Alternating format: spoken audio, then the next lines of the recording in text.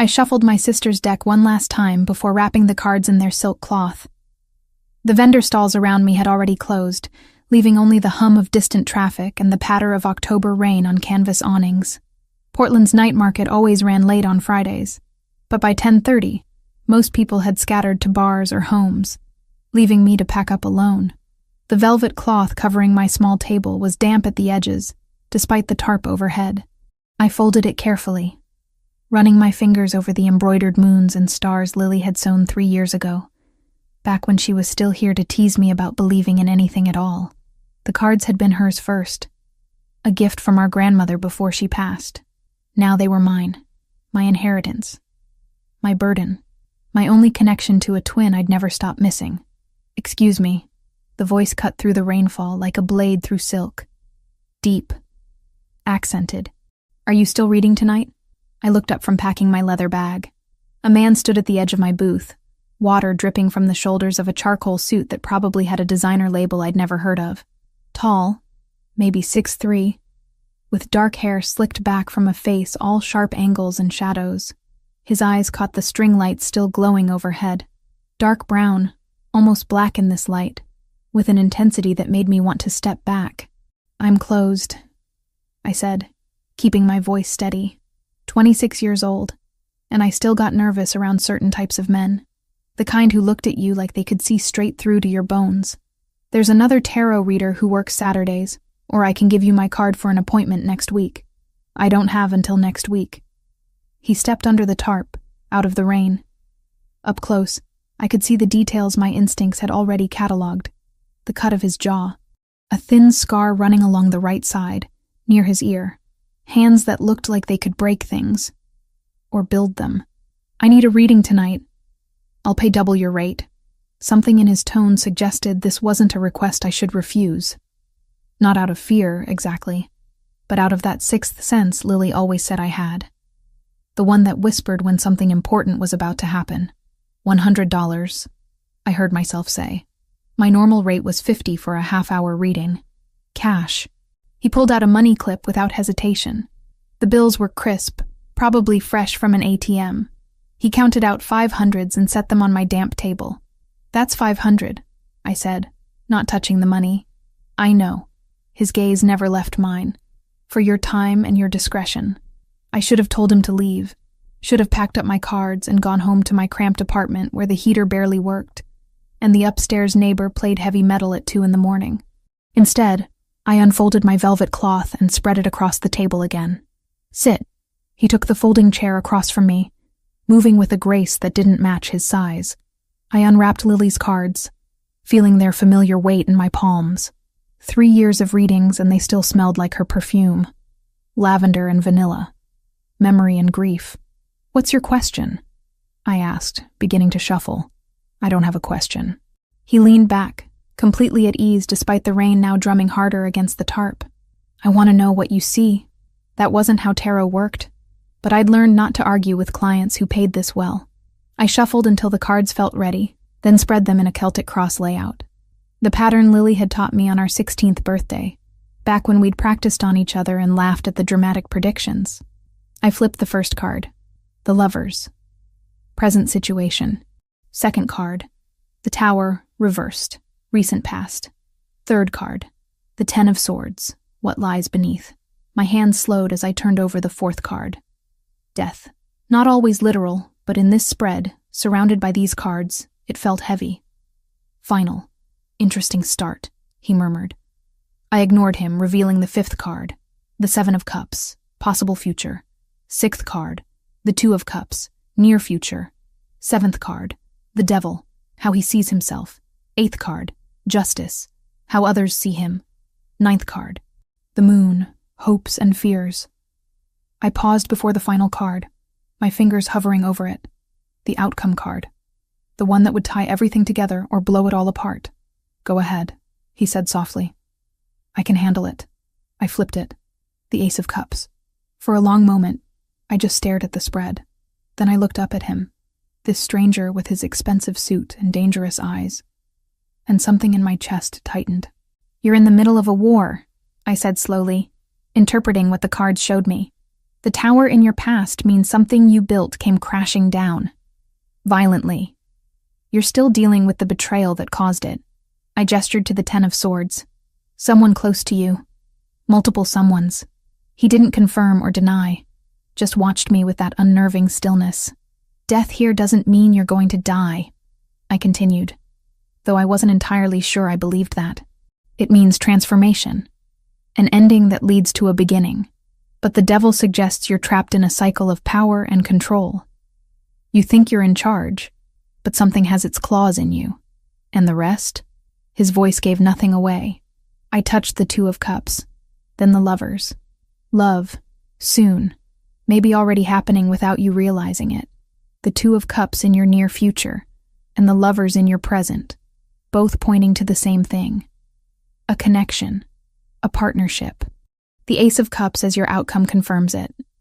New emotions, a new beginning, something pure in the middle of all this darkness.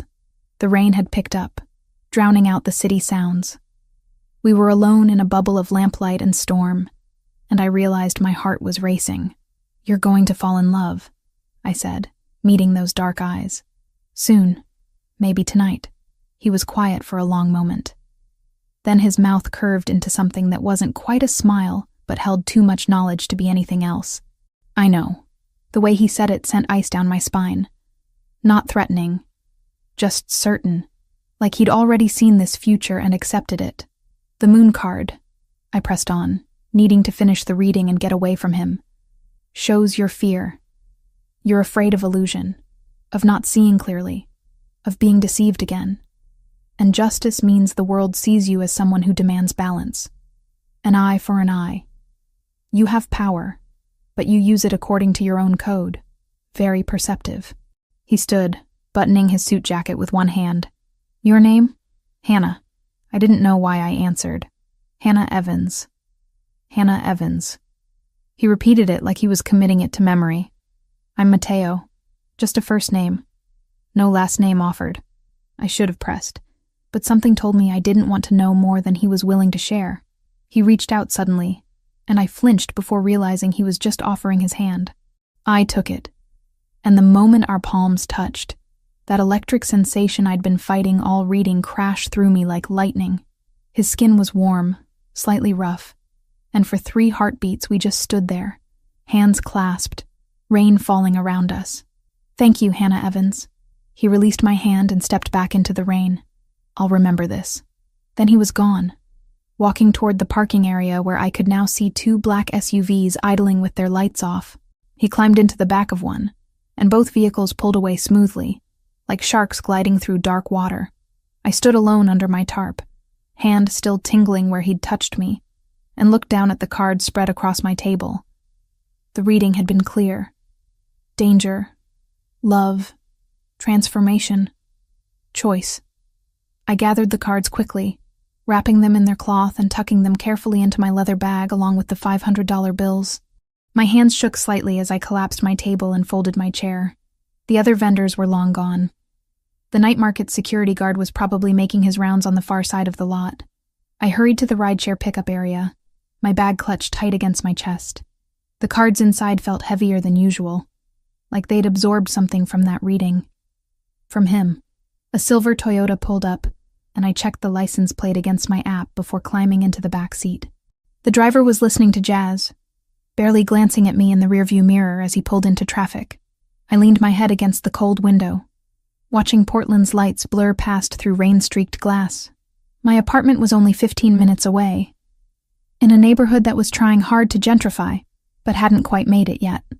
Affordable rent for a 26-year-old tarot reader who sometimes wondered if she'd made the right choice, dropping out of art school after Lily died.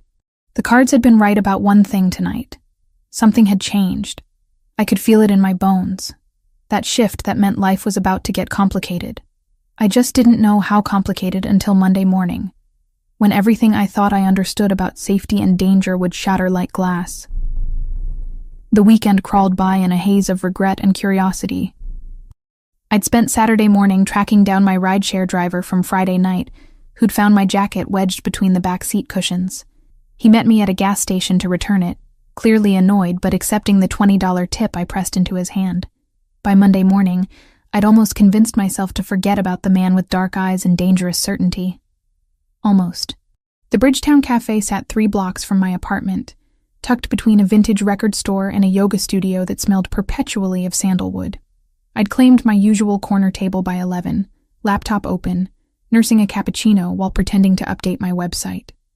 In reality, I was scrolling through apartment listings, trying to figure out how to afford anything better than my current situation without working 3 readings a day. The cafe was one of those neutral spaces where everyone coexisted peacefully. Artists working on portfolios, students cramming for exams, business people having informal meetings. The owner, a 60-year-old woman named Patricia, had a strict policy about respecting others' space and privacy. No loud phone calls, no aggressive sales pitches, just coffee and courtesy. That's probably why they chose it. The bell above the door chimed at 11:15. 4 men walked in, and every instinct I'd inherited from years of reading people went on high alert. They moved with purpose, scanning the room before settling at a table near the window. Business casual clothing that somehow looked more dangerous than protective.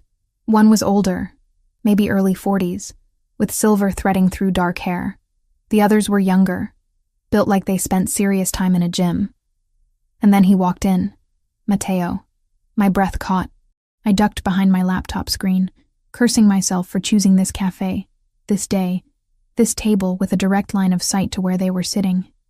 He wore a different suit today, charcoal gray instead of black, and he carried himself with that same controlled grace that had made me nervous on Friday night. He didn't see me, or if he did, he didn't acknowledge it.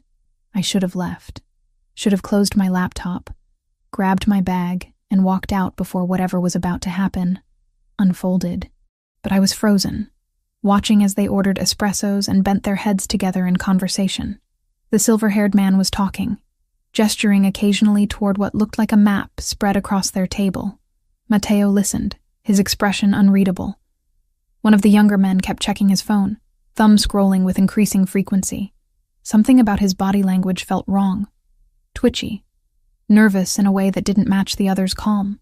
I couldn't hear their words from where I sat, but I caught fragments. Territory. Expansion. The name of a street I recognized from the industrial district. References to people I didn't know, but whose names carried weight in the way they were spoken. Then the nervous one stood abruptly, phone still in his hand. He muttered something about taking a call, and headed toward the bathroom. Matteo watched him go, and for just a moment, suspicion flickered across his face. That's when I heard it. The screech of tires outside, car doors slamming. The cafe's front window exploded inward. Glass, everywhere. Screaming. The sharp crack of gunfire so loud it turned the world into cotton and chaos. I hit the floor without thinking, my laptop clattering off the table. Someone nearby was crying. Patricia was shouting for everyone to get down. I looked up through the haze of confusion and saw Matteo on his feet. The table overturned, his men moving with military precision to form a protective barrier. More gunshots. Wood splintering. The espresso machine behind the counter erupted in a shower of steam and metal. Then Matteo's eyes found mine across the ruined cafe. And everything stopped. He crossed the space in 3 strides, dropping beside me just as another volley of bullets tore through what remained of the window. His body covered mine, one arm coming around my shoulders, the other braced against the floor. He smelled like expensive cologne and adrenaline. "Don't move," he said against my ear, voice steady despite the hell breaking loose around us. I felt the impact of something hitting my right arm. Sharp. Burning. When I looked down, blood was spreading across the cream-colored sweater I'd worn to feel professional. A long shard of glass protruded from just below my elbow, dark red already soaking into the fabric. "You're hit." Matteo pulled back slightly, assessing the damage with a clinical eye that suggested he'd seen worse. Much worse. "I'm fine." My voice shook, betraying the lie. The gunfire stopped as suddenly as it started. I heard engines roaring, tires squealing as vehicles sped away. Sirens wailed in the distance, growing closer. Around us, the cafe looked like a war zone. Shattered glass covered every surface. Bullet holes peppered the walls. Patricia crouched behind the counter, Phone pressed to her ear, giving someone our address. Mateo helped me sit up, his hands surprisingly gentle as they steadied me. The silver-haired man appeared at his side, speaking rapid fire in what might have been Italian. Mateo responded in the same language, then switched to English. "Franco, get the car. Now, bring her with us." "Wait, what?" I tried to pull away, but the movement sent fire shooting up my arm.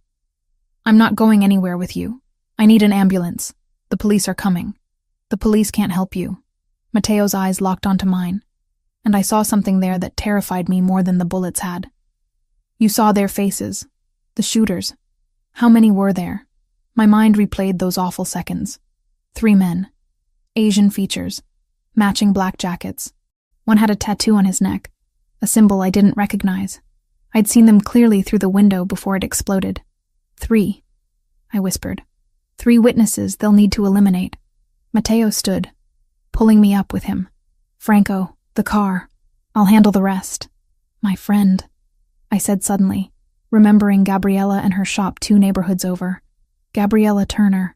She owns Crystal Visions on Hawthorne. If they know who I am, if they followed me here, Franco." Mateo cut me off with a single word.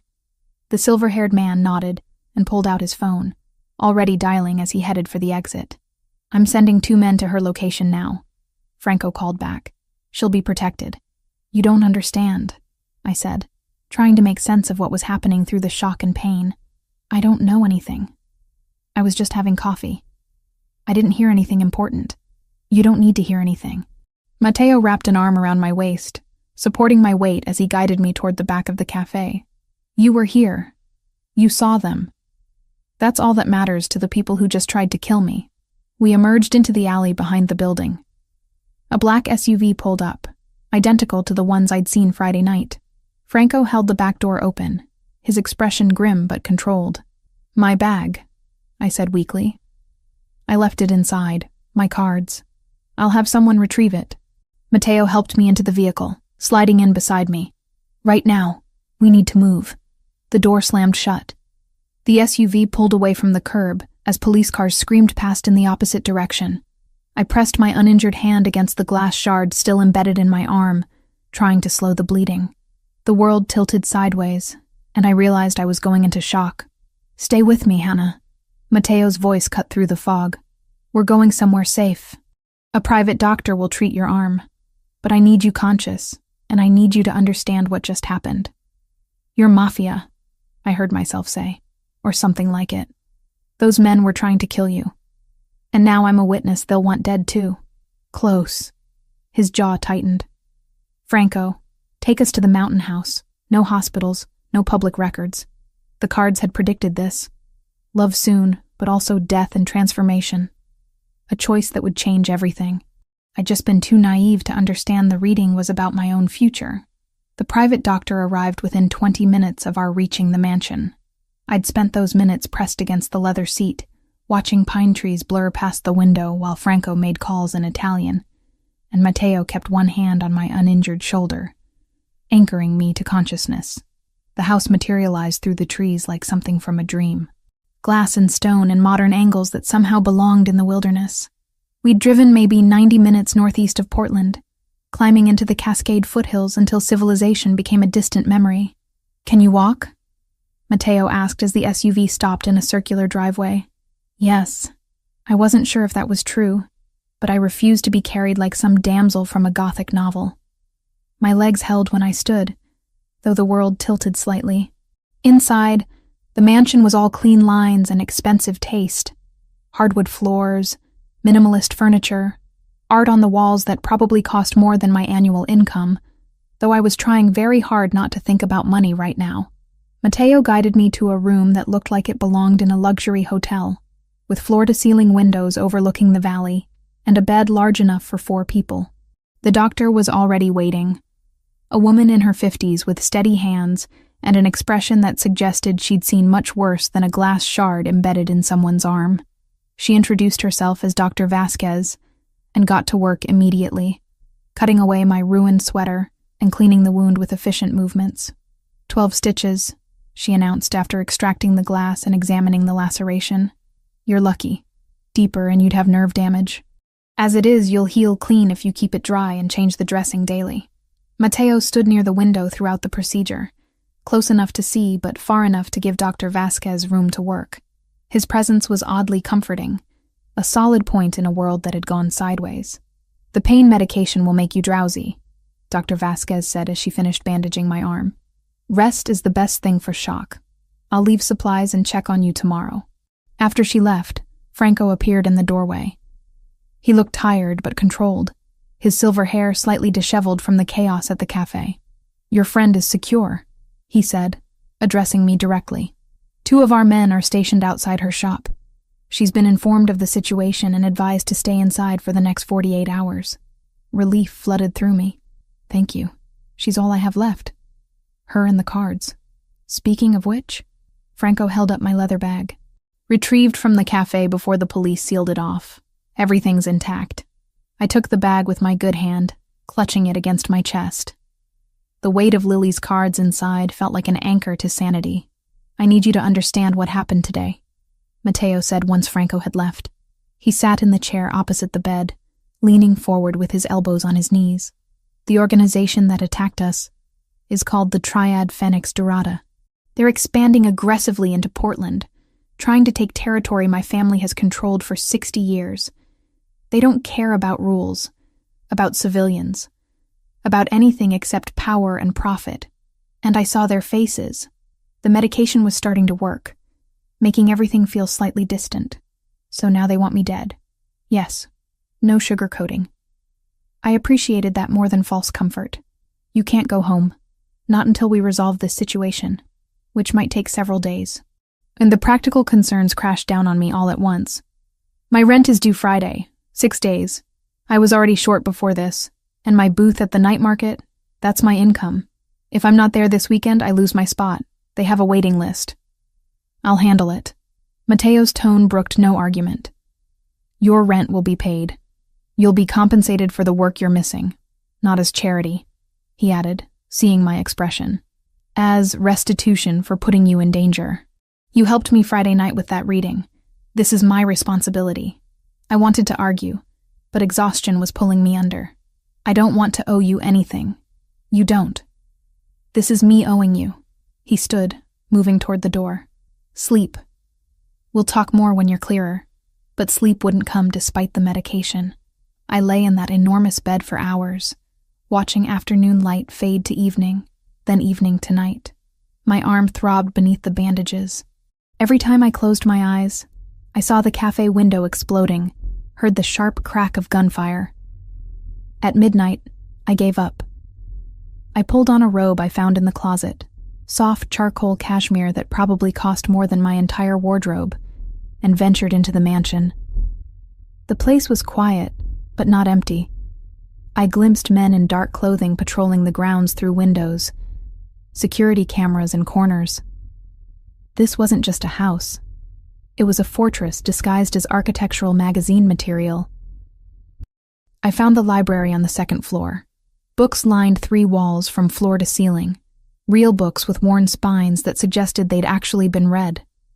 A fireplace held glowing embers, casting warm light across leather furniture. And there, in an armchair near the windows, sat Mateo. He looked up when I entered.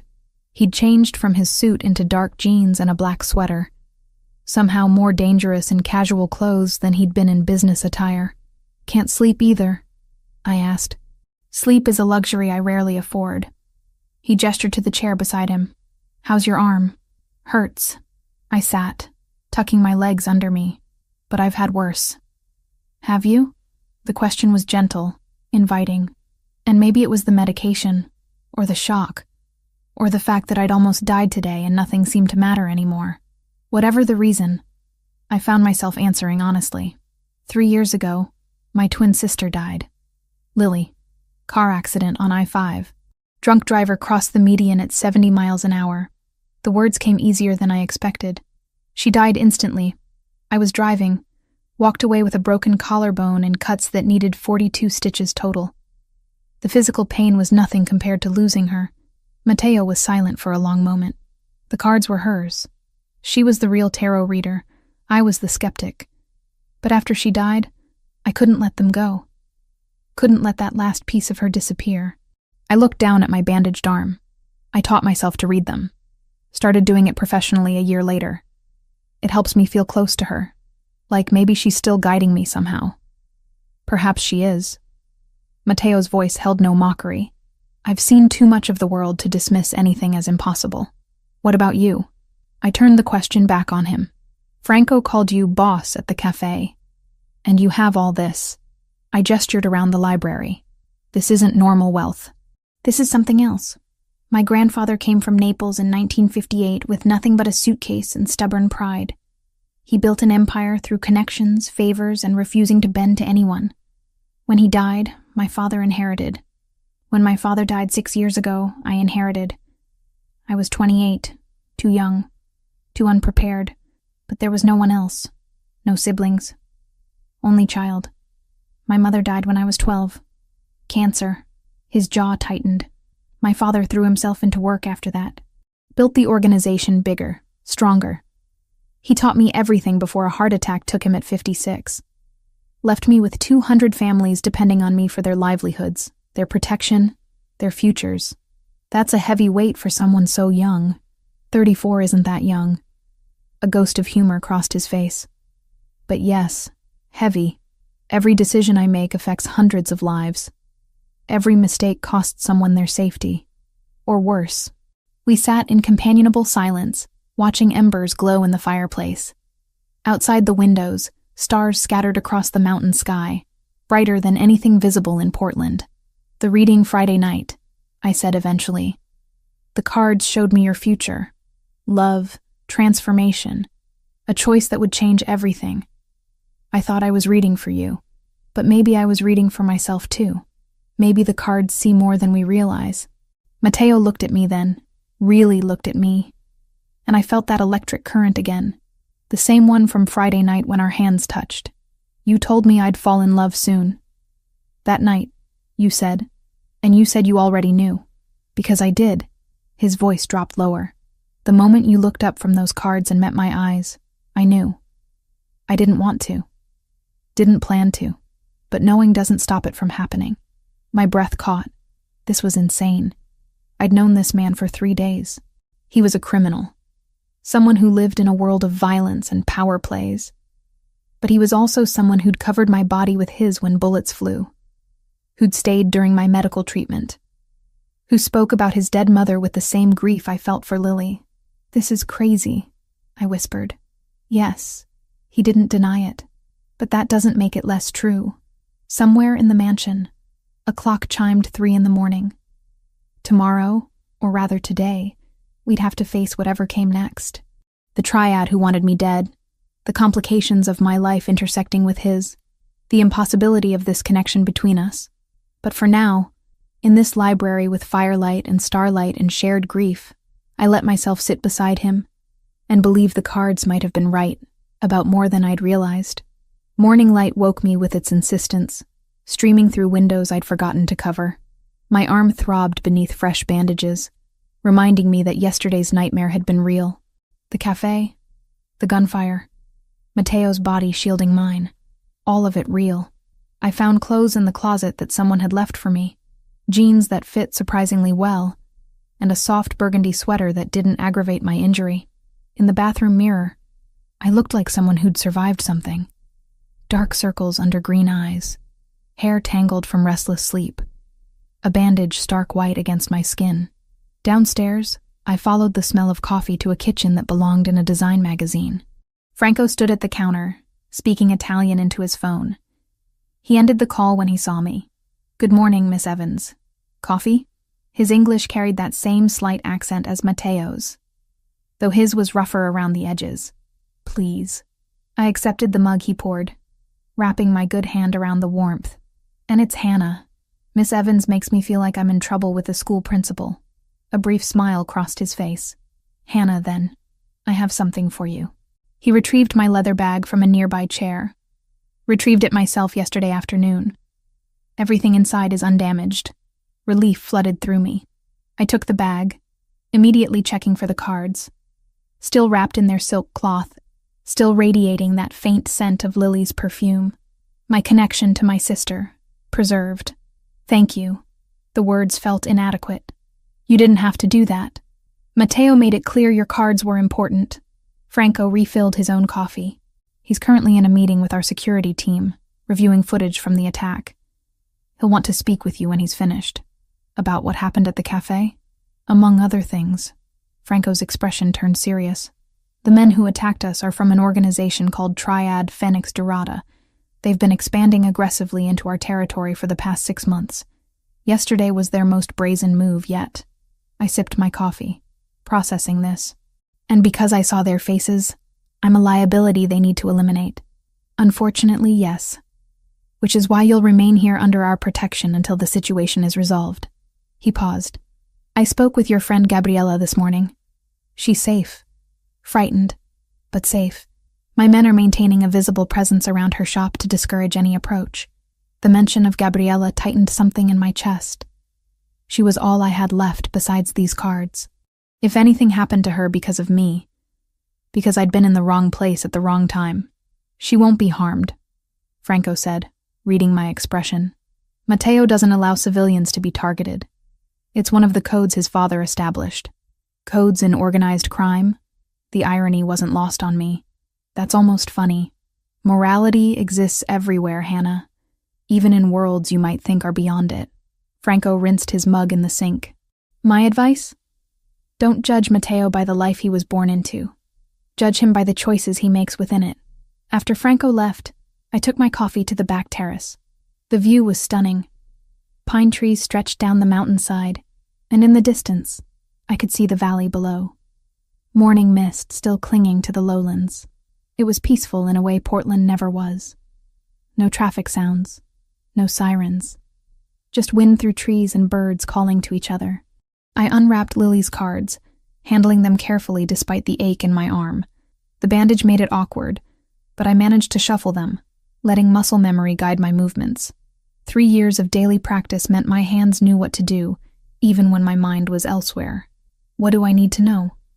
I whispered to the cards, to Lily, to whatever force guided these readings. I laid out a simple 3-card spread. Past, present, future. First card. The Tower. Again. The same card that had appeared in Matteo's reading on Friday night. Destruction. Chaos. Everything falling apart. Second card. The 2 of Swords. Present. A woman blindfolded, holding 2 swords crossed before her. Stalemate. Difficult choice. Refusal to see the truth. Third card. The Lovers. Future. Connection. Partnership. Choice that leads to union. But beneath the Lovers, almost stuck to it, another card had fallen. The 7 of Swords. Deception.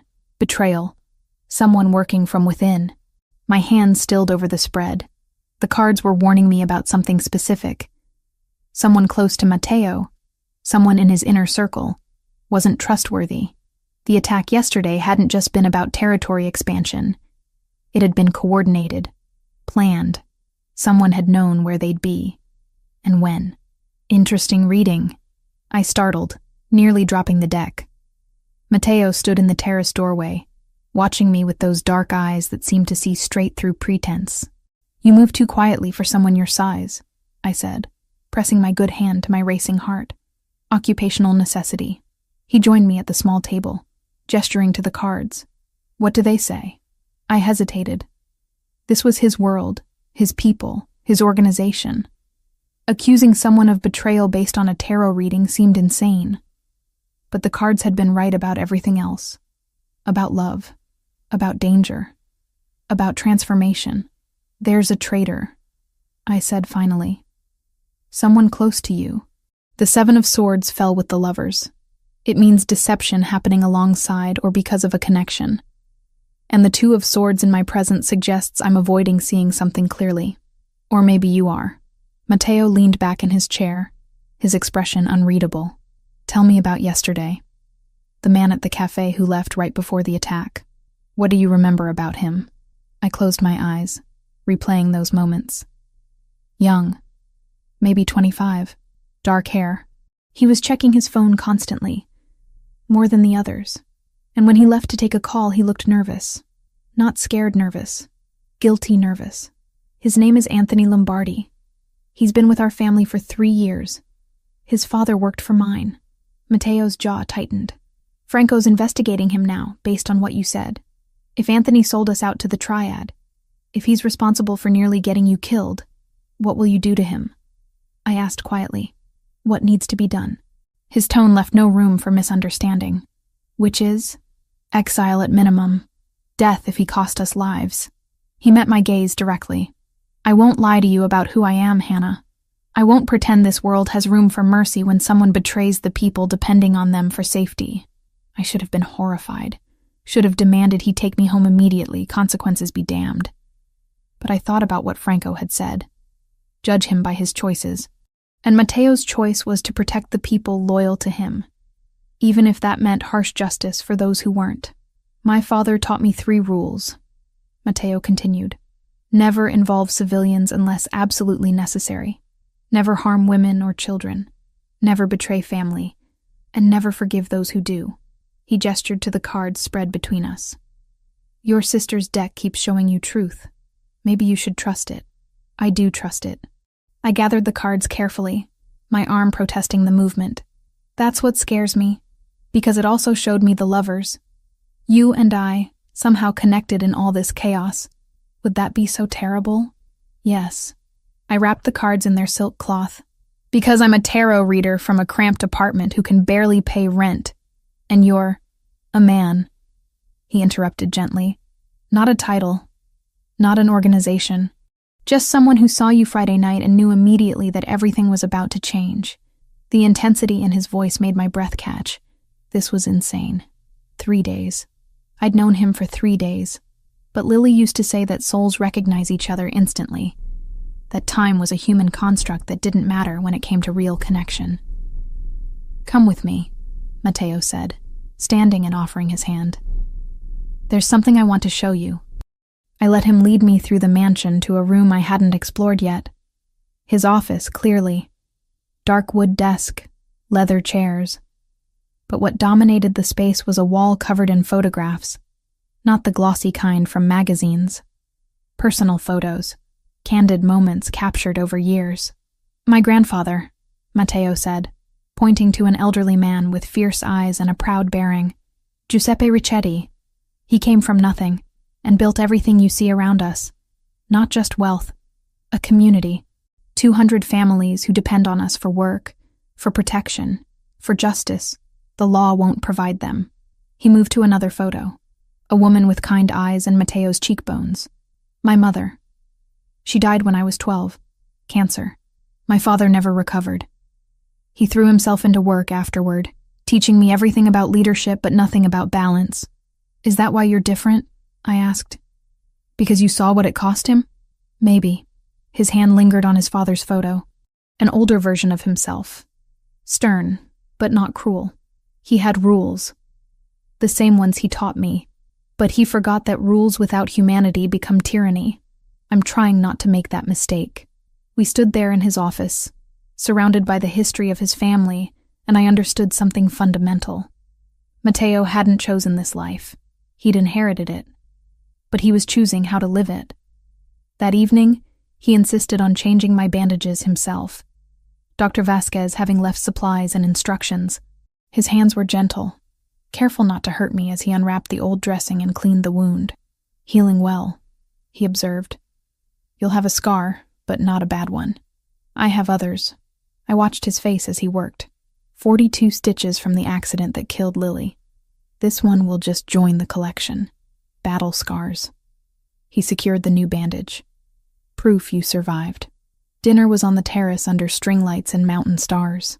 Someone had prepared Italian food that smelled incredible, and Matteo poured wine I'm sure cost more than my monthly grocery budget, though I didn't ask.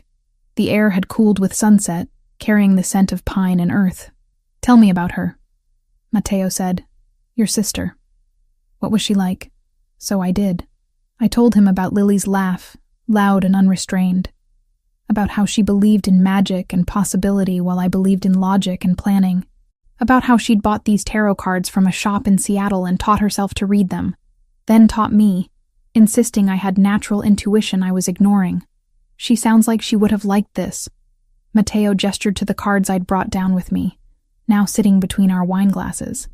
The mystery of it. The romance.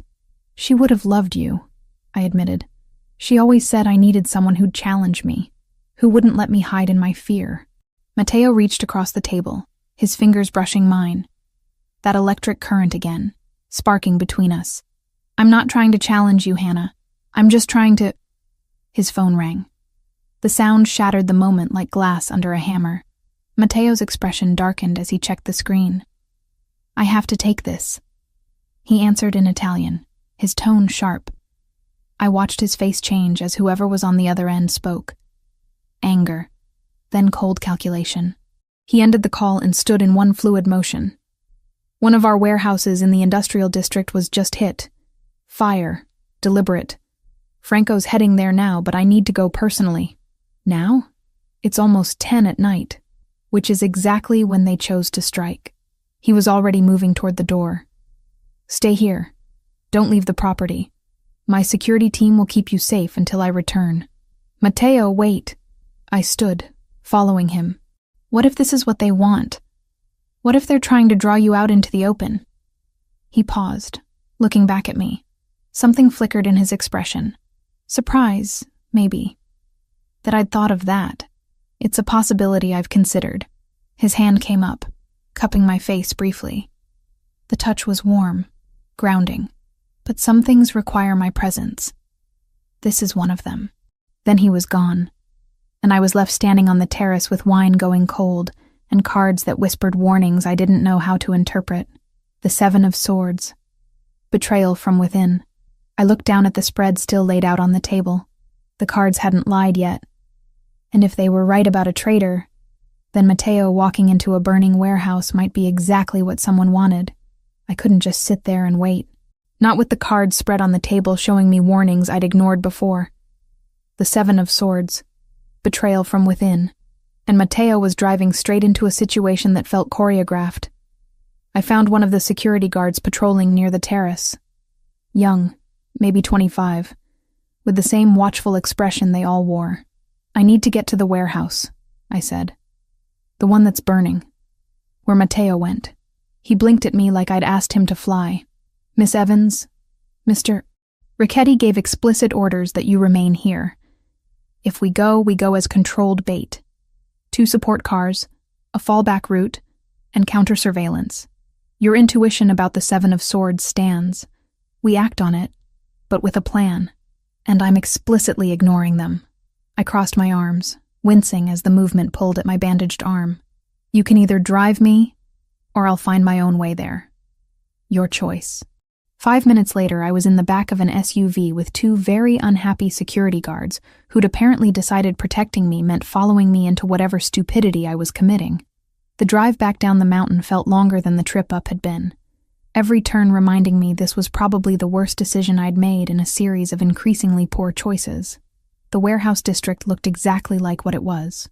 Industrial buildings hunched against the night sky, separated by cracked pavement and chain-link fences. Smoke billowed from a structure near the waterfront, orange flames visible through broken windows. Fire trucks had arrived, their lights painting everything in stuttering red and white. I spotted Franco immediately, standing with several men near a black SUV. He saw me approaching, and his expression went from surprise to resignation in the span of a heartbeat. He's going to be very unhappy you're here, Franco said. He'll get over it. I hoped that was true. Where is he? Franco gestured toward the warehouse. Inside. We've secured the perimeter. The fire was deliberately set, but whoever did it is long gone. Or still inside, I said quietly. Waiting. Something in my tone made Franco look at me more carefully. You know something. The cards warned me. Betrayal from within. Someone close to Matteo. I met his eyes. It's Anthony Lombardi, isn't it? The man from the cafe. You've been investigating him.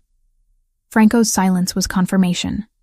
He pulled out his phone, fingers moving rapidly across the screen. Anthony was supposed to be here tonight, setting up security protocols. But his phone's been off for 2 hours, and no one's seen him since this afternoon. That cold certainty settled in my stomach. He's the one who told the triad where Matteo would be. At the cafe. And now this fire is bait. Franco finished my thought, already moving. Stay with the guards. Don't move from this spot. But I was already following him toward the warehouse entrance. My guards had no choice but to come with me, flanking me like reluctant shadows. Inside, the building was a maze of shipping containers and wooden pallets.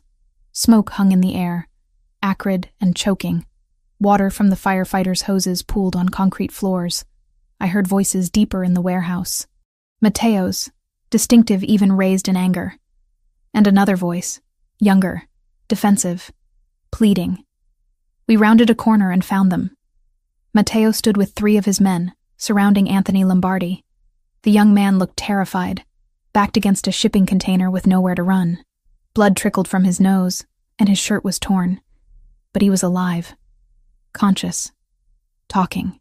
I didn't have a choice, Anthony was saying, words tumbling over each other. They had photos of my sister. They knew where she worked. Said they'd hurt her if I didn't cooperate. So you sold out your own people. Matteo's voice was ice. You told them where we'd be. 3 of our associates are dead because of you. And Hannah, he stopped, seeing me standing there. His expression shifted through several emotions too quickly to name. You're supposed to be at the house. The card said you'd need me here. I stepped forward, ignoring Franco's attempt to stop me. They were right, weren't they? Matteo's jaw tightened, but he didn't argue. Instead, he turned back to Anthony. Finish what you were saying about your sister. The triad. They approached me 6 weeks ago, showed me pictures of Sophia leaving her apartment, her office, the gym, said it would be easy. Just tell them your schedule, where you'd be meeting. Small things. Anthony wiped blood from his face with a shaking hand. I thought I could control it, thought I could protect her. But they kept asking for more. And tonight? Franco asked from beside me. The fire? They told me to disable the alarm system, make sure the building would be empty. I thought they just wanted to destroy property. Anthony looked directly at Matteo. I swear, I didn't know they'd try to trap you inside. When I realized what they were planning, I tried to warn you. But my phone was confiscated by my men 2 hours ago when we traced the leak back to you. Matteo's tone gave nothing away. You're a traitor, Anthony. Your father served my father for 20 years. You grew up in this family, and you betrayed every single person who trusted you. The silence that followed was suffocating. I watched Matteo, trying to gauge what he'd do next. In the library last night, he'd talked about his father's rules. Never forgive betrayal. But he'd also said he was trying to be different, trying to balance justice with humanity. Your sister, I said suddenly, addressing Anthony directly. Sophia, where is she now? Anthony's eyes widened. Home, I think.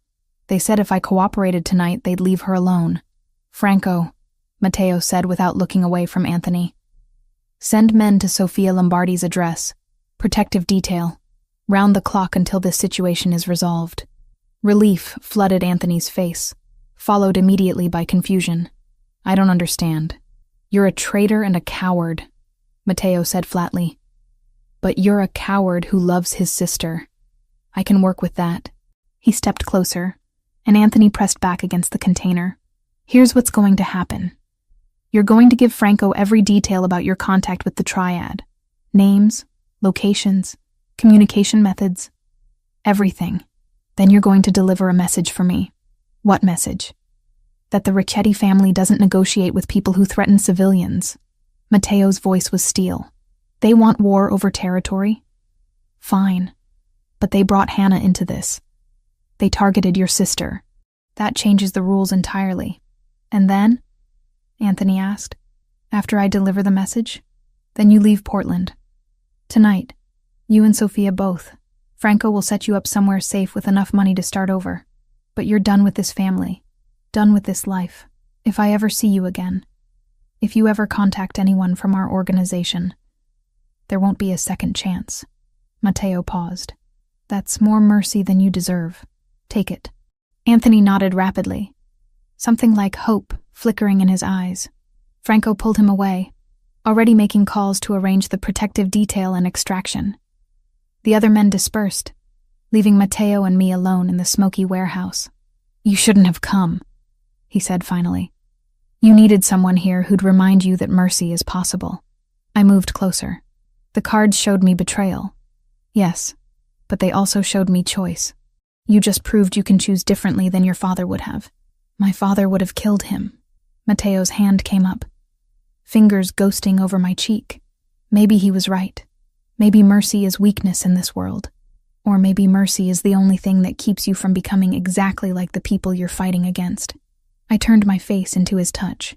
Anthony made terrible choices, but he made them out of love for his sister.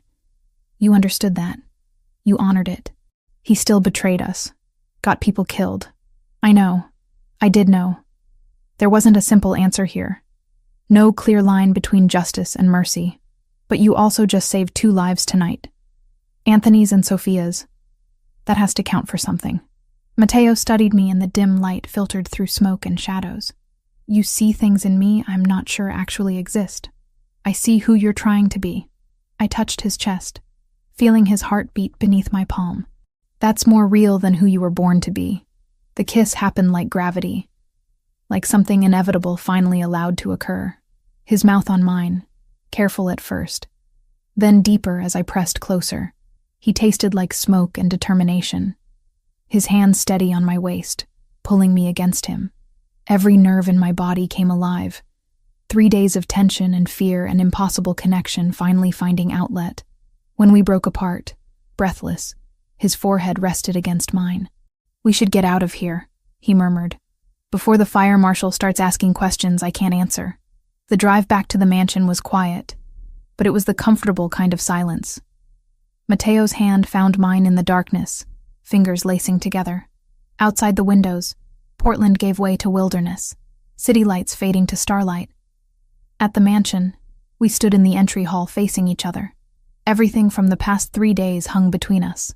The tarot reading that had predicted this. The cafe attack that had thrown us together. The conversations in the library at 3 a.m. His mercy toward a traitor. This kiss that had changed everything. "I'm falling for you," I said. The honesty felt dangerous and necessary. I know it's insane. I know it's been 3 days. But Lily used to say that souls recognize each other instantly. That time doesn't matter when it comes to real connection.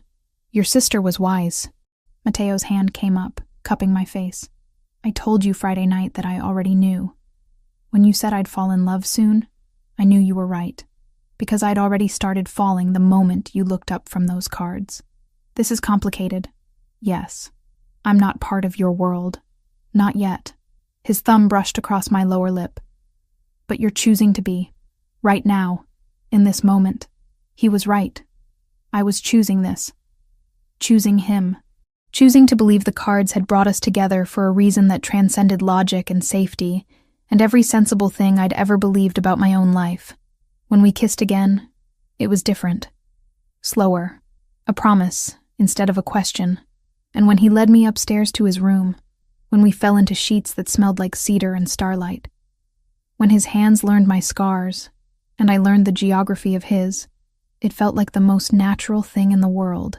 Later, with dawn approaching and Mateo asleep beside me, I thought about transformation, about how the tower card meant everything falling apart so something better could be built, about how the lover's card meant choice, always choice, and I'd made mine.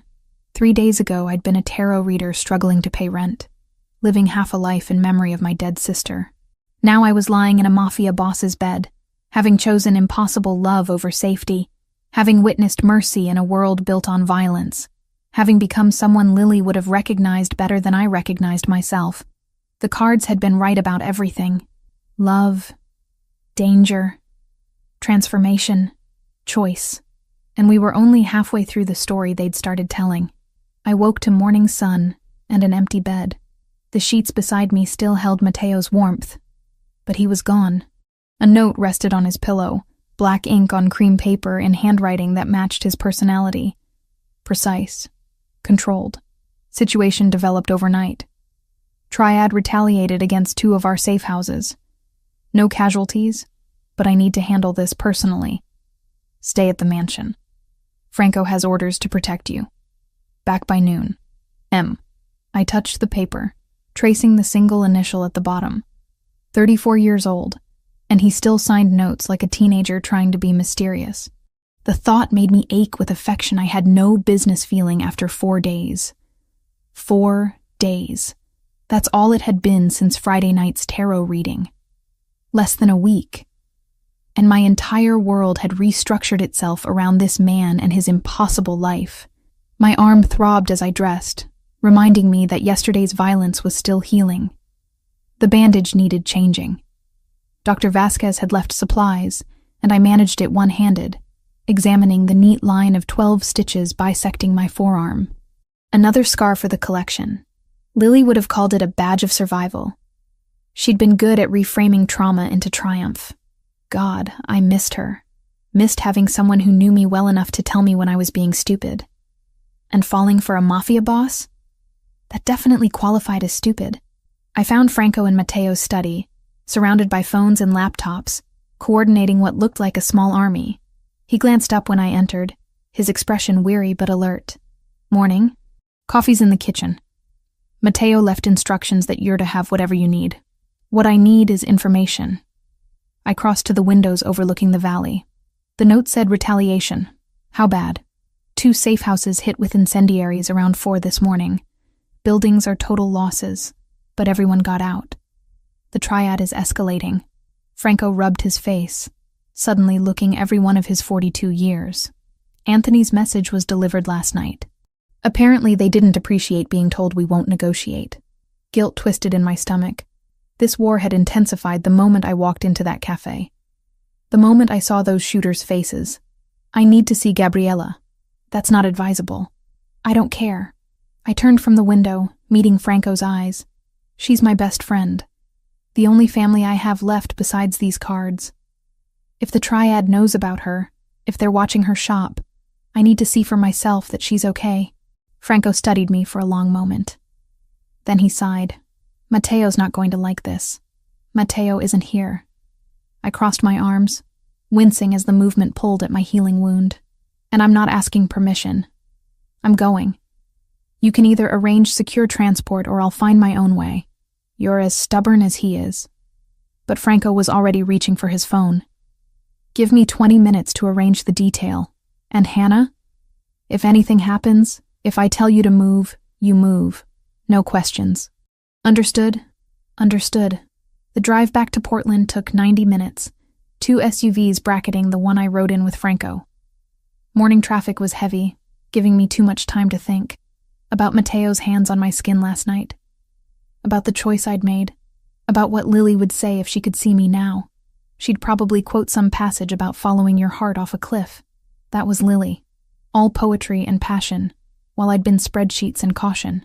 Until she died, and I'd learned that caution couldn't protect anyone from drunk drivers, or fate, or loss. Gabriella's shop, Crystal Visions, sat on Hawthorne in a neighborhood of vintage stores and coffee shops. Even from a block away, I could see the 2 men stationed outside, not hiding, standing visible in dark suits, arms crossed, making it very clear the shop was under protection. Your friend has been asking about you, Franco said as we parked. I told her you were safe but couldn't give details. Inside, the shop smelled like sage and patchouli, familiar and comforting. Gabriella emerged from behind a display of healing crystals, and relief flooded her face when she saw me. Hannah. She crossed the space in 3 steps, pulling me into a hug that made my arm protest. What the hell is happening? These men show up Tuesday saying you're in danger, that I need to stay inside, that I shouldn't talk to anyone I don't know. I know. I'm sorry. I held her tight with my good arm. It's complicated. Complicated? She pulled back, taking in my bandaged arm, the exhaustion that probably showed on my face. You look like you've been through a war. Something like that. I glanced at Franco, who'd positioned himself near the door, scanning the street. Can we talk in the back? Her office was cluttered with inventory and paperwork, crystals sorted by type in plastic bins. Gabriella shut the door and turned to me with an expression that demanded truth. Start talking. So I did. Not everything. Not the parts about Mateo that felt too private, too new. But the rest, the tarot reading on Friday, the cafe attack, being taken to his mansion for protection, the triad who wanted me dead for being a witness. Jesus, Hannah. Gabriella sank into her desk chair. This is insane. This is actually insane. You need to go to the police. And tell them what? That I witnessed an attempted mob hit, and now I'm hiding with the target? I shook my head. The police can't protect me from this. But Matteo can. Matteo. She said his name like it tasted wrong. The man who runs organized crime in Portland. That Matteo. It's not that simple. It never is. She stood, pacing the small office. But Hannah, you're in love with him. I can see it. 4 days, and you're already in so deep you can't see straight. Maybe. I wasn't ready to deny it. But the cards showed me this path. Lily's cards. And they haven't been wrong about anything yet. Gabriella's expression softened. She knew what those cards meant to me. Lily would want you safe. Lily would want me living. I touched my bandaged arm. Not just surviving. Actually living. Taking risks. Choosing passion over safety. That's what she always said I needed to do. Before Gabriella could respond, Franco's voice cut through the door. Hannah, we need to leave. Now. The urgency in his tone had me moving instantly. Gabriella followed as we emerged into the shop's main floor. Franco was on his phone, speaking rapid Italian, his free hand resting on something beneath his jacket. A weapon. He was reaching for a weapon. What's wrong? I asked. Possible tail spotted 2 blocks out. We're leaving. He ended his call, already moving toward the back exit. Out the rear. Move. Gabriella grabbed my good arm. Be careful. I will. I hugged her quickly. Stay inside until those men tell you it's safe. The alley behind the shop smelled like garbage and rain. Our SUV pulled up, engine running, another already positioned to follow. Franco hustled me into the back seat, sliding in beside me. Where's the third vehicle? I asked, noticing we were one short. Blocked in by traffic. They'll catch up. But Franco's expression suggested he didn't believe that. We pulled onto Hawthorne heading east, toward the freeway that would take us back to the mountains. Morning shoppers crowded the sidewalks. Cafes were full. Everything looked normal. Safe. That should have been my first warning. The black sedan appeared from a side street doing at least 60. It clipped our rear quarter panel hard, sending us spinning. I grabbed the oh shit handle, my injured arm screaming protest. Franco braced against the seat, already shouting into his phone. More vehicles. 2 more, surrounding us, cutting off escape routes. The rear window exploded. Gunfire, close and deafening. Our driver jerked the wheel, trying to break free, but we were boxed in, trapped. Get down! Franco threw himself over me, his weight crushing me into the leather seat. Glass rained down. Metal shrieked. Someone was screaming, might have been me. Then I felt Franco jerk against me. Once. Twice. The impact of bullets finding flesh. His breath hitched, sharp with pain. Franco! I tried to see his face, but he was too heavy, pinning me down. Stay down, he gasped. Blood soaked through his jacket. Dark red spreading fast. Just stay. Our driver slammed the accelerator. The SUV lurched forward, scraping against the sedan before breaking free. More gunfire followed us, bullets punching through metal, but we were moving. Away. Toward safety. How bad? I managed once we'd put distance between us and the attack. Franco had shifted slightly, allowing me to breathe. Shoulder. His face was pale, jaw locked against pain. I'll live. But blood kept spreading. Too much blood. My brain switched into the mode it had learned 3 years ago when Lily bled out in my arms while I waited for ambulances that came too late. I'd taken every first aid course available after that, learned pressure points and tourniquets, and how to keep someone conscious through shock. Driver, pull over, I commanded. We need to keep moving, Franco protested. You need to stop bleeding. I was already pulling off my sweater, leaving me in just a tank top. 30 seconds. That's all I need. The driver pulled into a grocery store parking lot. I climbed into the back with Franco, pressing my sweater against the wound in his shoulder. Entry point. No exit. The bullet was still inside. You need a hospital, I said. Can't. Gunshot wounds get reported. Franco's breathing was labored. Mateo has a doctor. Dr. Vasquez. She'll handle it. I held pressure, watching his face for signs of shock. His pupils were responsive. Pulse elevated but steady. The bleeding was slowing. After Lily died, I swore I'd never feel helpless like that again. My hands didn't shake. They'd learned steadiness from necessity. I took classes, learned how to help, how to save people when seconds matter. Good thing. Franco managed a weak smile. Mateo's going to be furious. Let him be furious. I adjusted my grip, maintaining pressure. You took bullets meant for me. Again. You and Mateo both seem determined to use your bodies as shields. Occupational hazard of caring about civilians. His eyes drifted closed briefly before forcing them open. Stay awake until we reach the mansion. Talk to me.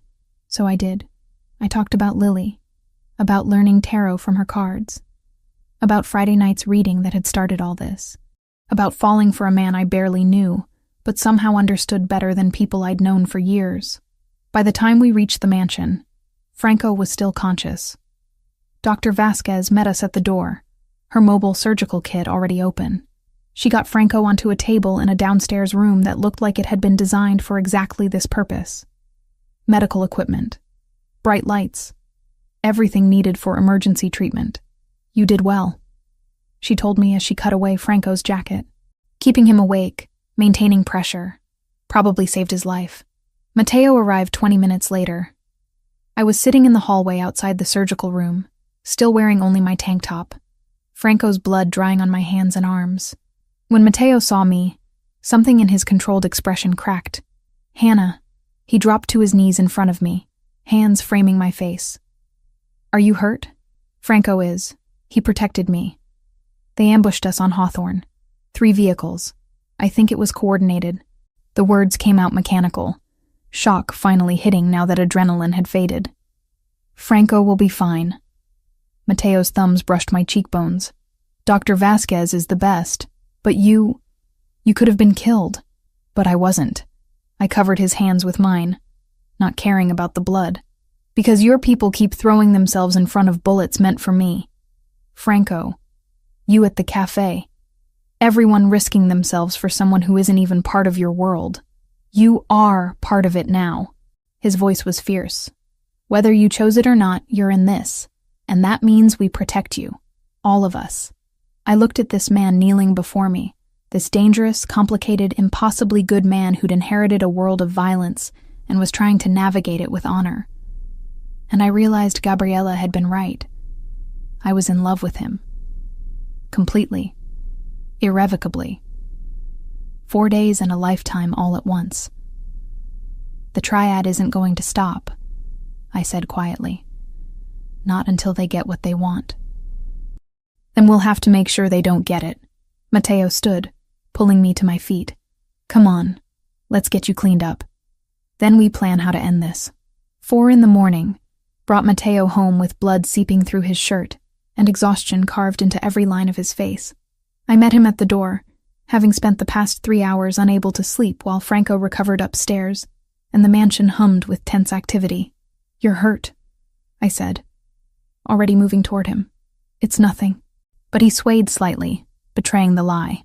One of his men caught his arm, steadying him. It's not nothing.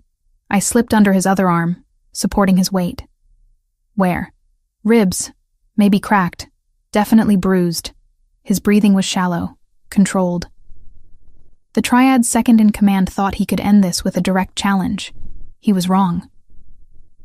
We made it to his bedroom, and I helped him onto the bed. His shirt was ruined, torn and blood-stained. I cut it away with scissors from the medical supplies Dr. Vasquez had left, revealing the damage beneath. Bruising spread across his left side, dark purple blooming under olive skin. When I pressed gently along his ribs, he hissed between clenched teeth. 2, maybe 3 fractured, I said. You need x-rays. Later. He caught my wrist. The triad sent a messenger after. They're demanding I meet with their leadership. Territory or blood, they said. Hand over our operations in the industrial district, or they execute me publicly as a show of power. My hand stilled on the bandage I was wrapping around his torso. What did you tell them? That I'd give them my answer by tomorrow night. His dark eyes met mine. But I'm not giving them either. There has to be another way. There is. I finished securing the bandage, my mind already working. Let me do a reading, a full spread. For the situation, not just for you. Matteo nodded, wincing as the movement pulled at his ribs. Your cards haven't been wrong yet. I retrieved Lily's deck from the nightstand where I'd left it earlier. The silk cloth felt warm under my fingers, almost alive. I spread it on the bed beside Matteo and began shuffling, letting my sister's presence guide me like she always had. What path will lead to resolution? I whispered to the cards. I laid out a Celtic cross spread, each card revealing itself with deliberate significance. The King of Swords in the present position, justice, clear thinking, and strategy. The Five of Wands reversed in the recent past, conflict that had escalated unnecessarily. The Three of Cups in the near future, alliance, celebration, unity. But it was the advice card that made me pause. The Hierophant, tradition, established power structures, mediation through respected authority. There's your answer, I said, touching the Hierophant. You need a mediator, someone both sides respect, someone who can broker peace without either of you losing face. Who? Matteo's voice was rough with pain and skepticism. The Triad won't listen to anyone in my organization, and I won't trust anyone in theirs. I thought about the conversations I'd overheard over the past days, references to other families, other organizations that maintained neutrality in territorial disputes. Then I remembered something Franco had mentioned in passing. The Irish, I said. The O'Sullivan family. Franco mentioned them once. Said they maintain neutrality, that they don't take sides in wars between other organizations. Matteo's expression shifted, considering. The O'Sullivans control the docks. They have agreements with everyone because everyone needs access to shipping. They're powerful enough that no one wants to antagonize them, smart enough to stay out of conflicts that don't concern them. Would they mediate? Possibly. He sat up slowly, one hand pressed to his bandaged ribs. If we approach it correctly, if we can convince them there's benefit to brokering peace rather than letting this war escalate. A knock interrupted us. Franco stood in the doorway, his arm in a sling, face pale but determined. I heard voices. What's the plan? Hannah suggested bringing in the O'Sullivans as mediators, Matteo said. What do you think? Franco considered for a long moment. It could work. Seamus O'Sullivan is pragmatic. He won't want a full-scale war disrupting operations at the docks.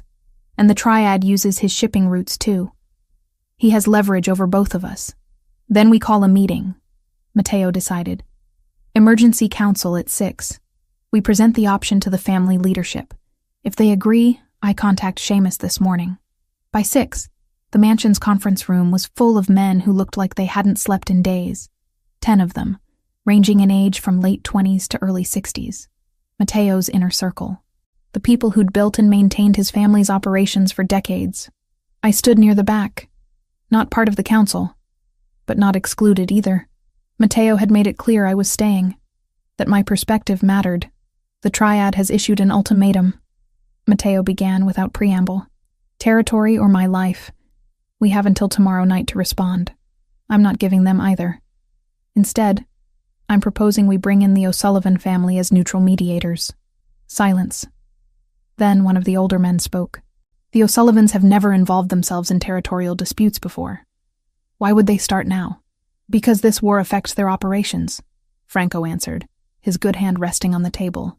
Ships can't load and unload when the docks are in the middle of a firefight. The Triad's expansion has already caused disruptions. They'll see the benefit in ending this before it costs them more. Another voice, younger. And if the Triad refuses mediation, then we demonstrate that we're willing to negotiate in good faith. And they're not, Matteo said. That gives us moral authority with the other families. Makes it clear who's being unreasonable. Since when do we care about moral authority? The question came from a man in his 50s, scarred and skeptical. Since we became the family that protects its people rather than just profits from them, Matteo replied. My father taught me that power without honor is tyranny. I won't become what we're fighting against. I watched the council members exchange glances. Some looked convinced, others uncertain, but no one openly opposed the plan.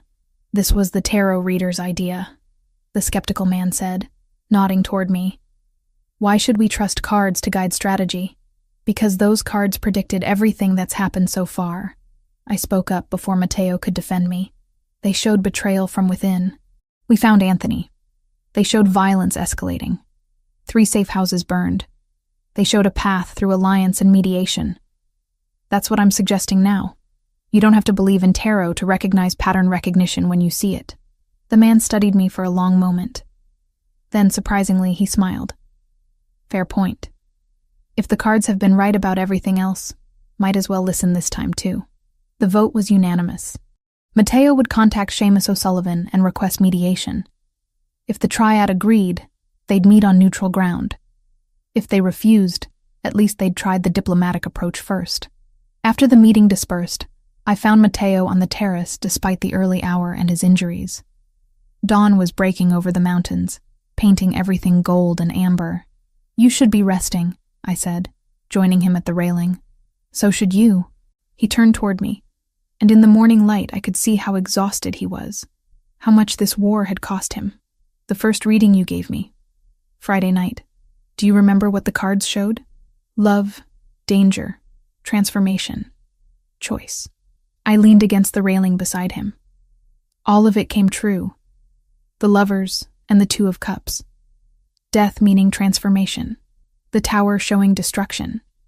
Even the 7 of Swords revealing Anthony's betrayal. And the Ace of Cups as the outcome, Matteo added. New beginnings, pure emotion. That was you. Walking into my life and changing everything I thought I understood about what I wanted. I looked down at my bandaged arm, thinking about how much had changed in less than a week. Lily always said the cards don't predict fate. They show possibilities. Paths we can choose if we're brave enough. Your sister was wise. She was reckless and passionate, and believed in magic even when the world gave her every reason not to. I touched the silk-wrapped deck in my pocket. I used to think I was the logical one, the practical twin. But after she died, I realized she'd been right all along. Life is too short not to choose the impossible things, the dangerous love, the transformative risk, the path that scares you most. Is that what this is for you? Matteo asked quietly. The path that scares you most? Terrifies me, I admitted. But it's also the first time since Lily died that I've felt actually alive instead of just surviving. So yes, I'm choosing it. I'm choosing you. This impossible situation. This war. All of it. His hand found mine, fingers lacing together. All those predictions from Friday's reading came true. Love, betrayal, transformation. But the outcome card, that Ace of Cups, it's not finished yet. That's still ahead of us. New beginning, I said. After all this resolves, after the triad situation ends and your people are safe again, that's when we figure out what this becomes. I already know what it becomes. His free hand cupped my face, thumb brushing my cheekbone. It becomes everything. You become everything. You can't know that. It's been 5 days. I knew it in 30 seconds. His voice carried absolute certainty. The moment you looked up from those cards and told me I'd fall in love soon. The moment you said it with such confidence, like you could see my entire future laid out in front of you. I knew then. I just had to wait for you to catch up. He kissed me as sunrise turned the mountains into fire, and I tasted promise on his lips. Tomorrow we'd face the O'Sullivan family and try to broker impossible peace. Tomorrow the triad would answer our request for mediation. Tomorrow everything would either fall into place or fall apart completely. But right now, in this moment, with dawn breaking and Matteo's arms around me and Lily's cards warm in my pocket, I chose to believe the Ace of Cups would prove true, that new beginnings were possible even in the middle of war, that love could survive even when logic said it shouldn't. The cards had been right about everything else. I had to trust they'd be right about this too. The warehouse on the waterfront had been chosen for its neutrality. No one's territory, no one's advantage. Just concrete floors and shipping containers, and the smell of salt water carried in from the Columbia River. Saturday afternoon, 2 in the afternoon exactly. and I stood beside Mateo wearing clothes borrowed from someone in his organization, dark gray slacks, and a forest green blouse that actually fit. Professional. Serious. Not the tarot reader in boho skirts anymore. Franco flanked Mateo's other side, his arm still in a sling but his presence deliberate, recovered enough to attend, to show the triad that their bullets hadn't broken the Ricchetti family's strength. Behind us stood 6 more of Mateo's men, silent and watchful. Across the warehouse floor, the triad Phoenix Dorada had assembled their own delegation. 8 men in sharp black suits, led by a man in his 50s with gray-streaked hair and eyes that missed nothing. Wei Zhang. Franco had briefed me earlier. The triad's strategist. The one who made decisions when violence alone couldn't solve problems. And between us, seated at a folding table that looked absurd in its simplicity, sat Seamus O'Sullivan and his second, a younger man named Patrick. The Irish family had agreed to mediate, but their expressions made it clear they weren't happy about being pulled into someone else's war. "Gentlemen," Seamus began, his Irish accent thick despite decades in America. "And lady." He nodded to me, surprise evident in his eyes. "We're here because your war is costing everyone money and bringing unwanted attention to operations that thrive on discretion. The docks can't function when bodies keep appearing in shipping containers." Wei Zhang spoke, his English precise. "The Ricchetti family holds territory that rightfully should be available to all organizations. Their monopoly on the industrial district prevents expansion and fair competition." "Fair competition?" Mateo repeated, his voice level. "Is that what you call attacking civilians, burning safe houses, attempting assassination in a public cafe? We would not have needed such measures if negotiation had been possible," Zhang countered. "But the Ricchetti family has refused every reasonable proposal for territory sharing. Because your proposals amount to us handing over 60 years of operations and receiving nothing in return." Franco interjected. "That's not negotiation. That's extortion." Seamus held up a hand. "We're not here to debate history. We're here to find solution. Both organizations use my family's shipping routes. Both benefit from stable operations at the docks. This war threatens that stability." He looked at Mateo. "What are you willing to compromise on?" I watched Mateo consider his response. His ribs were still taped beneath his shirt, healing from Friday night's confrontation. But his posture gave nothing away. This was the leader his father had trained him to be. Controlled. Strategic. Dangerous when necessary. "The industrial district remains ours," Mateo said. "Non-negotiable. But we're willing to discuss shared access to shipping routes and distribution networks, under proper supervision." "Whose supervision?" Zhang asked immediately. "Ours." Patrick O'Sullivan spoke for the first time. "The arrangement would be simple. Both families maintain current territories. But shipping routes, dock access, and distribution channels become shared resources managed by the O'Sullivan family. We oversee schedules, prevent conflicts, and ensure no one monopolizes access. You pay a facilitation fee. Everyone profits. Everyone stays in their lane." The silence that followed was heavy with calculation. I could see Zhang conferring quietly with his lieutenants in Mandarin. Mateo remained still, but I felt his tension through the inches of space between us. "What percentage fee?" Zhang asked finally. 15% of shipping revenue, Seamus answered.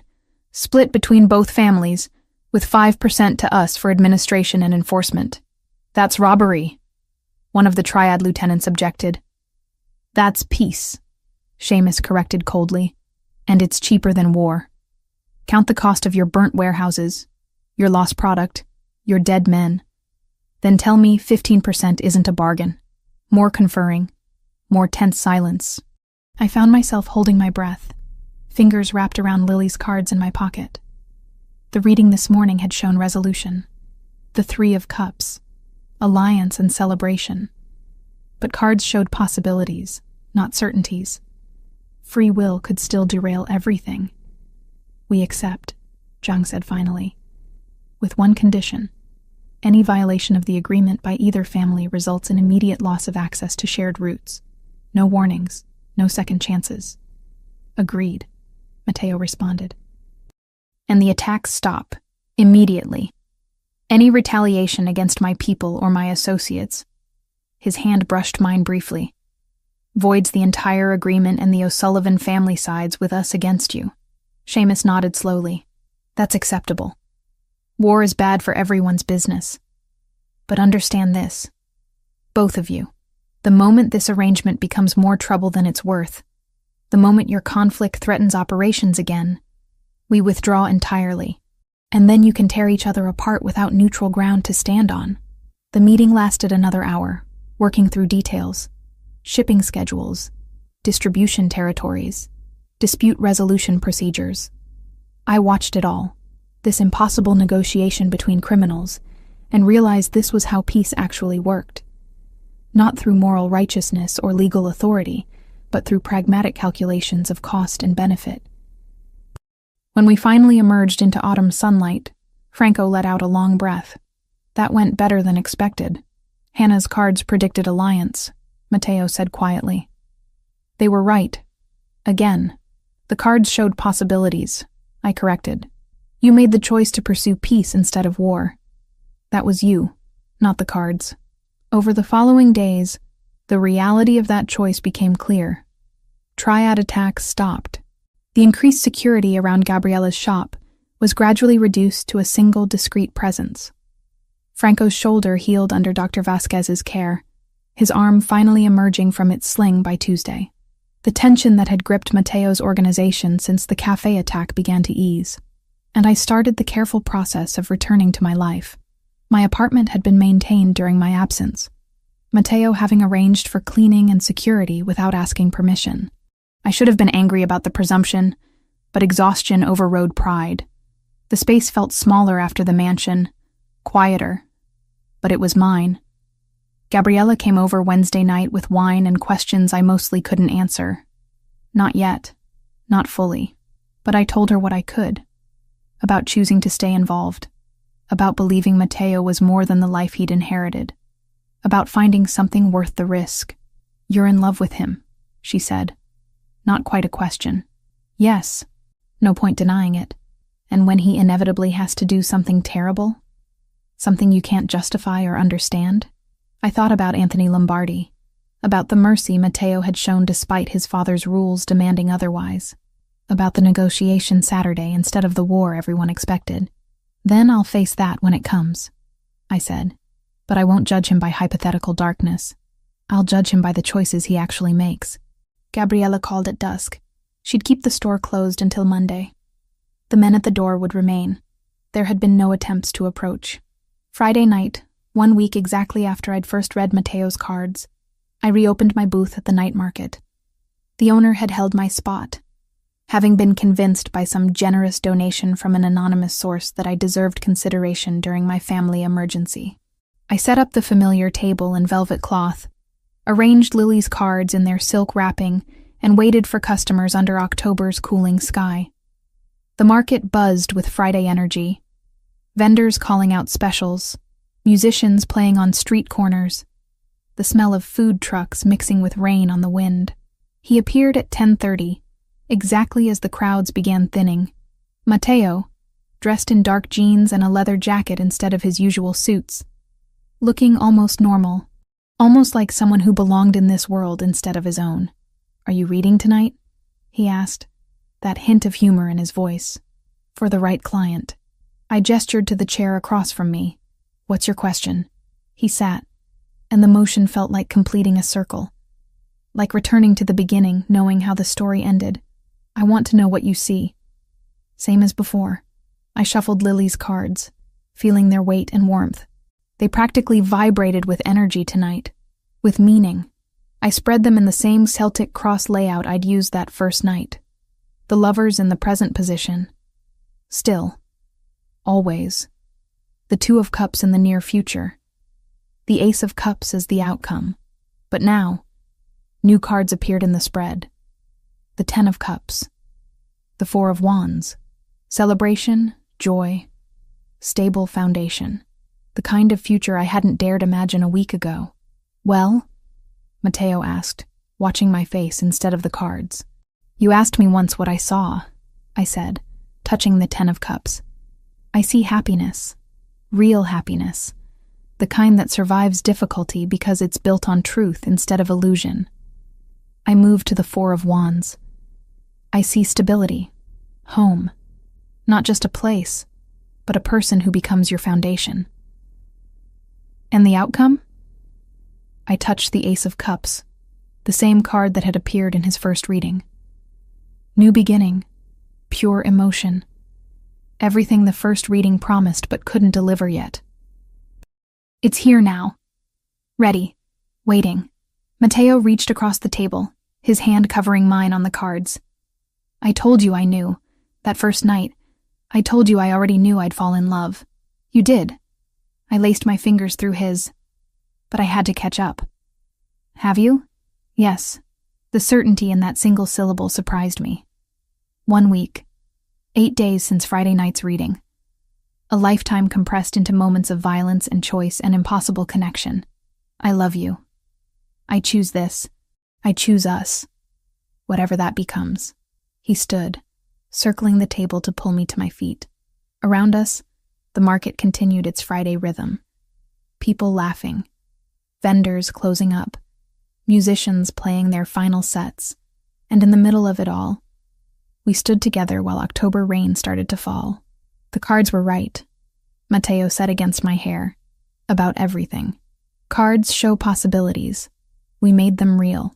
I pulled back slightly, looking up at his face. The face I'd seen across a table 1 week ago, and somehow recognized instantly. Together. Lily's voice echoed in my memory. Time doesn't matter when souls recognize each other. Choose passion over caution. Live instead of survive. She'd been preparing me for this moment for years. Through every reading, every lesson, every shared belief in magic and fate, and the courage to follow impossible paths. Later, as we packed up my booth together, as Matteo's discreet security maintained their invisible perimeter, as Friday night gave way to Saturday morning, I thought about transformation, about how the Tower card meant destruction that cleared space for rebuilding, about how every prediction from that first reading had manifested in ways I couldn't have imagined. Love found, betrayal revealed, violence endured, choice made, and now, new beginning emerging from ashes. I was a tarot reader who'd fallen for a mafia boss, who'd witnessed murder and mediation, who'd chosen dangerous love over safe solitude, who'd learned that morality existed in shades of gray that logic couldn't navigate but instinct somehow could. And standing there in Portland rain with Lily's card safely wrapped and Matteo's hand in mine, I knew I'd choose it again. Every time. In every possible future the cards could show me. Because some loves are worth the impossibility. Some transformations require destruction first. Some beginnings only come after everything else falls apart. The cards had known all along. I'd just needed time to understand.